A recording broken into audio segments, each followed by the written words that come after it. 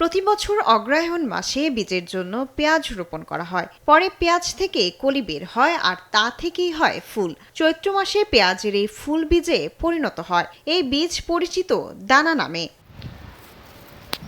প্রতি বিঘা জমিতে সার, বীজ, সেচ, কীটনাশক সহ অন্যান্য সব মিলে খরচ হয় প্রায় লাখ টাকা। আর বিঘা প্রতি ১.৫ থেকে ২ মণ বীজ বা দানা পাওয়া যায়। প্রতি মণ দানা বিক্রি হয় ১,৬০,০০০ টাকা পর্যন্ত। তাই পেঁয়াজের দানাকে কালো সোনা বলে আখ্যায়িত করা হয়।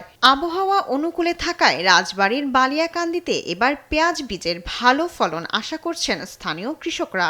২২ শতক পেঁয়াজের বীজ চাষ করে আমার সব মিলে খরচ হয়েছিল ৭০,০০০ টাকার মতো।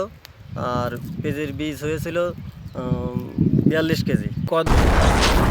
হিউস্টনে রকিং টেস্টি, সীমানা ছাড়াও নিজেকে হারাও। কদম লাগাইছি ৬ ফাঁকের মতন, ৬ ফাঁকের একটু বেশি।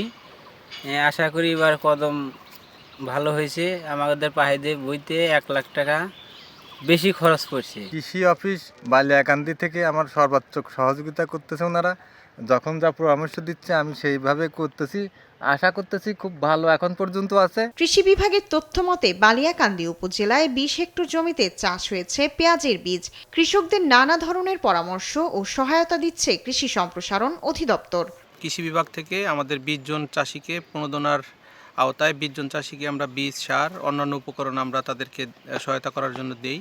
এখন পর্যন্ত আমরা যেটা দেখতে পাচ্ছি, আমাদের যে প্রণোদনা থেকে যে আমরা উপকরণ কৃষকদেরকে দিয়েছিলাম সেগুলোর অবস্থা খুবই চমৎকার। আশা করছি যে আমরা এখান থেকে বেশ ভালো একটা ফলন আমরা পাবো। স্থানীয় চাহিদা মিটিয়ে আশপাশের জেলায় পেঁয়াজ বীজ বিক্রির আশা বালিয়াকান্দির কৃষকদের।